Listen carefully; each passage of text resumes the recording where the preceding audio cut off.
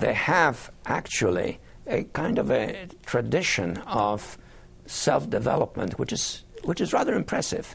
I think if the framework for that country could be somehow or other improved through international assistance, through some transitional arrangements which permit some UN supervision, I think the human capital in Haiti could help to recover and overcome the kind of obstacles and tragedies that the Haitian people have had inflicted upon them, either by nature or by poor, oppressive, corrupt governments.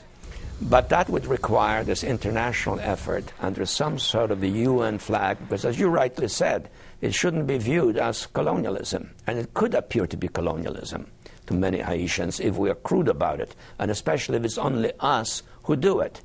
We ought to be the major party in that effort, because most of the resources probably will have to come from us. But as you said, there's Brazil, there are other countries in the area that would be involved. The French have a moral obligation, a cultural link.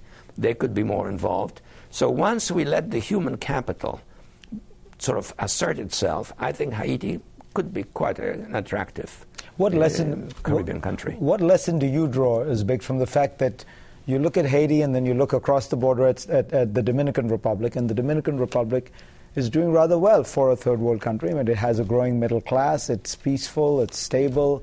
How can these two countries have had such different paths? Well, they've had to some extent slightly different political experience. The Haitians just had bad luck with some particular leaders.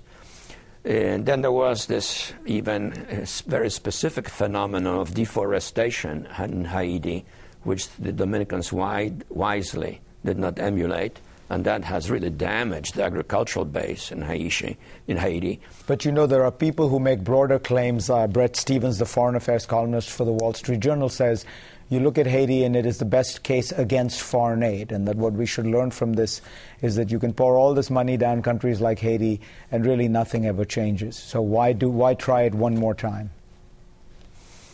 I think that is a dangerous argument, because it sort of suggests subtly, or maybe unintentionally, a kind of a human fault among the Haitians, which I certainly don't see, and which, on the contrary, as I see the Haitians themselves, I see something quite different.